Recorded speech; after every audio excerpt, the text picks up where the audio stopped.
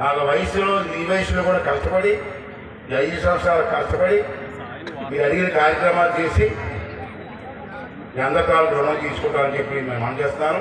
ఇవాళ కేవలం రమేష్ గారు నేను వచ్చింది ఏంటంటే మన ఎలక్షన్లో ఎన్ని ఇబ్బందులు పడ్డారో నేను చూశారు. 5 సంవత్సరాలు ఎన్ని కేసులు పెట్టారు మీరు చూశారు.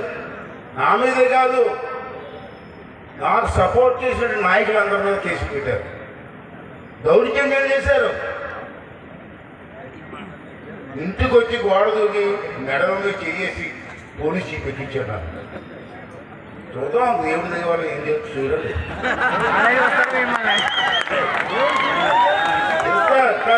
ఇంకా చూస్తారు.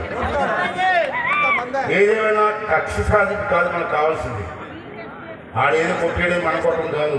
మన లక్ష్యం అయితే మనలో ఏదేది కోరి జనం ఓటేసారో అది చేసి జనం ద్వారా రుణం తీర్చుకోవాల్సిన బాధ్యత మా అందరి మీద ఉంది. అది తీస్తాం. రేపు 1వ తారీఖు నుంచి పెన్షన్ 7,000 రూపాయలు ఇస్తున్నాం. తెలుసా మీకు? తెలుసా? పంచాయతీ ఇక్కడ ఉన్న మండల నాయకుల్ని గ్రామ నాయకుల్ని కోరి తిరిగితే మీరు ఇంట్లో పడుకు